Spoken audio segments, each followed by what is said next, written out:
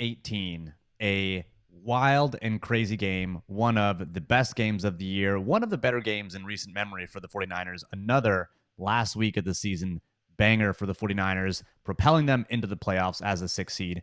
And it was a win fueled in part by the 49ers defensive line. That's what we're going to take a look at in this week's Patreon breakdown. We're going to take a look at some schematic wrinkles, an old friend that returns as a pressure package, and some good individual performances from that defensive front. Some fun stuff from DeMeco Ryans that helped the 49ers get a win against the Rams in Week 18. The first of 5 plays. It's going to be from the first quarter, 3rd and 6. This is something the Niners did early and often against the Rams. It was stunts, especially along the interior. Andrew Whitworth and Rob Havenstein, the tackles. Strengths as pass blockers. Center Brian Allen, guard Austin Corbett. They are not strengths as pass blockers. They have the lowest PFF blocking grades on that Rams defensive line. The 49ers knew it, and DeMeco Ryans attacked. Yeah, I mean, we saw this just consistently, right? So there's two kind of elements of this that I think were pretty consistent themes throughout, especially in terms of third down plays, right? So again, this is a 3rd and 6 play, really a big play in the game, right? It's early on. This is on that first long drive that the Rams had to kind of open the game with, and you're talking about a play that essentially helps take them from what was looking like it was going to be a touchdown drive down to a field goal, and in a game that was obviously decided by 3 points. That's pretty big. So you see the setup initially here, though, from the sideline, right? And the thing is going to be, you're going to see one defensive lineman off on his own. That's Eric Armstead, right, at the bottom of the screen there. And then you're going to see the other 3 defensive linemen all on the opposite side of the ball. And then finally, you're going to get Fred Warner that kind of comes down in there into that space between the defensive linemen, right? So this kind of setup is something that they went to frequently on third down plays. And then from there, they did a number of things that we're going to look at. But one of the main things was continuing to run these stunts along the interior and force basically those interior 3 to have to communicate, right? So here we see you're going to have Arden Key is going to be the guy here that ends up acting like he's going to come across, but really he's actually going to end up looping around into the B gap there, and he actually is going to be someone who helps force or rather prevent Matt Stafford from being able to step up, right? So Armstead is good here, right? And he's the one that ultimately kind of gets this sack or at least gets the initial contact on Stafford, right? But really this is set up because Stafford is so deep and he doesn't want to move up because of all of that stuff that's happening there in front of him, right? There's a little bit of space for him to slide up, but if he does, he's going right into the free runner that's Arden Key there. And even if, say, the back were to recognize before he gets out into the route and he kind of stayed to help out on that, it's just really congested in there, right? Like there's not a lot of space. He's not going to be able to step into a throw or do a whole lot. So he has to stay deep in the pocket, and that's really what allows Armstead to get his hands on him here, right? So you're seeing kind of the scheme at work here to help prevent Stafford from getting to the spot that he really wants to be at. Armstead able to take advantage, and they come away with a big sack.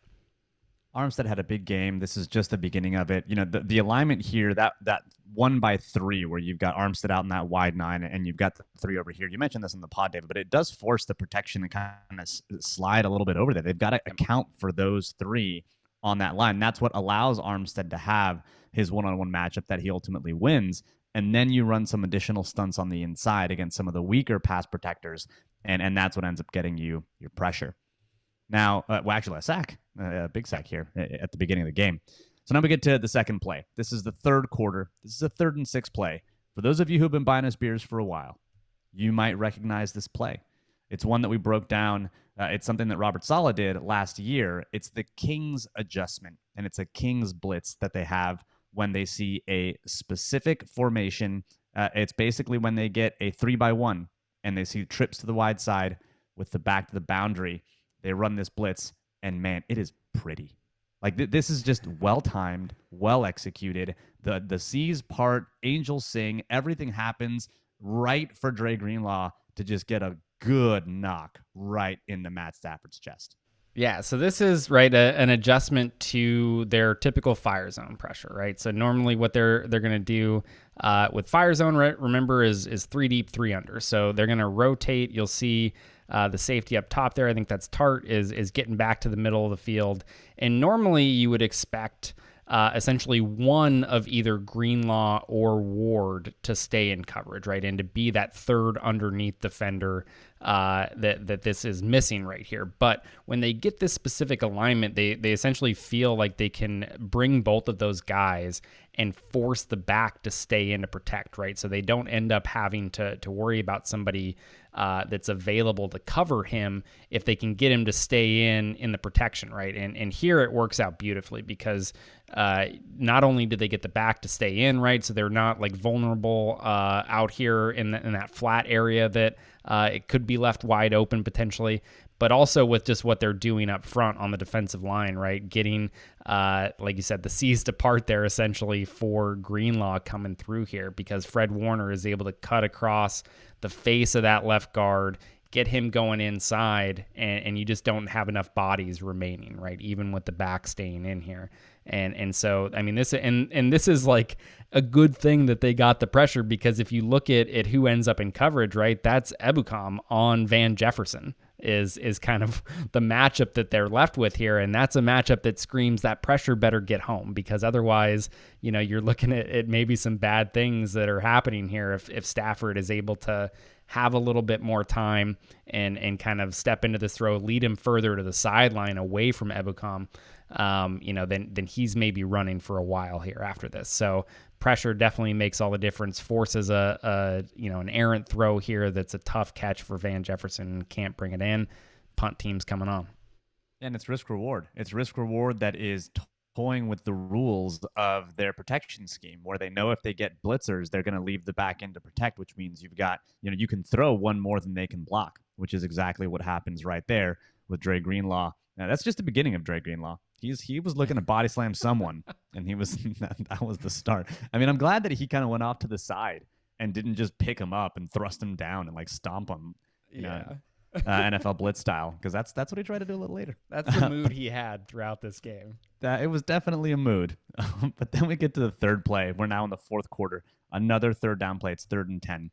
We go back to that same 1-by-3 alignment, but this time instead of bailing out, Fred Warner attacks, and he attacks beautifully, and he has a good little jab step, loops around, and the pressure ends up getting home.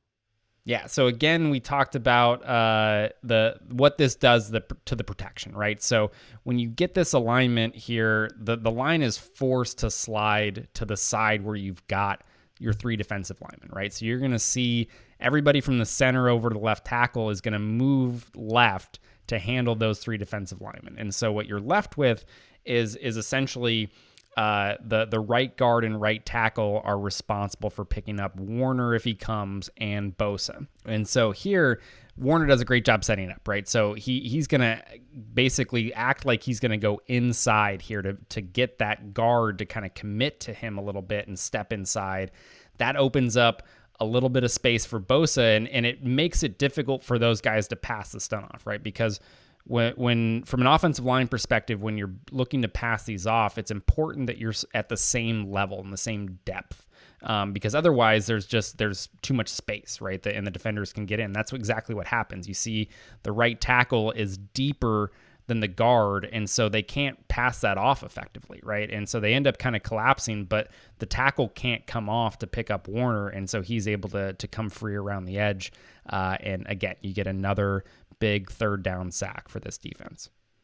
I mean, it's beautiful because you have the same kind of idea, but they set it up early on, and they actually went back to it even before they got to this play too. So this is an alignment that the Rams had seen off in this game, and Warner didn't come every single time. So it's setting them up, and then throwing something new at them that really attacked their interior pass blockers too, because at this point you have what Warner's doing to the guard and the tackle. But then you also look at Arden Key too, and he's over here using Ebukam as basically a step stool, and he's like, "Thanks, bro," and he's got a quick one too.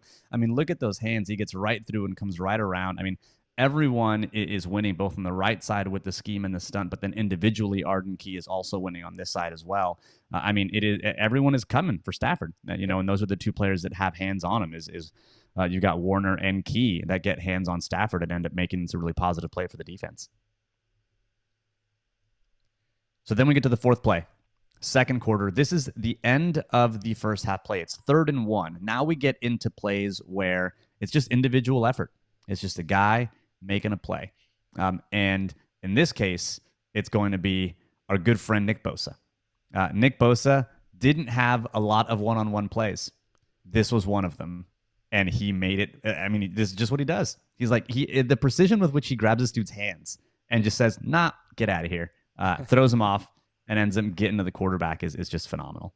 Yeah, I mean, you really get two guys that stand out here. I mean, Bosa obviously being the big one, and this is one of the rare times, right, where he's not getting chipped or doesn't have something going on that's not allowing him to get a clean rush. But then you also have Jones on the inside, right? He's and it looks like they're setting up another stunt between Jones and Armstead here, but Jones actually wins so quickly that he can just kind of keep going forward, right? And Armstead, you can see almost kind of abandons going around until late. But yeah, Jones really squeezes through there. That's going to be pressure right in Stafford's face. And then you get Bosa that's closing. And it's a good thing that they do, because when you go back out to the sideline, they're really 49ers are in man coverage here. They're playing cover one. And so you get Dre Greenlaw that's down there at the bottom matched up with Cam Akers, and that's who they're trying to get free here. So they're running a little mesh concept. They're trying to pick Greenlaw basically and get Akers open right at the sticks, right? Again, this is just 3rd and 1, so they don't need a lot here. But mesh is a longer developing play. Even though the routes aren't going super far downfield, it takes a while for these guys to run across, right? And so you can see, though, right as Stafford's hitting the last step of his drop, Bosa's already free, Jones is already squeezing through there, and they just don't have time to wait for Akers to break free across the kind of mess that's in the middle of the field there. And so, yeah, this is one, again, that would have probably been a positive play if Stafford had time to be able to get the ball out, but you get guys making big plays and the punt team's out. And then we get to the 5th play. In the 4th quarter, it's now 1st and 10. This is the last play of regulation, and you get Eric Armstead.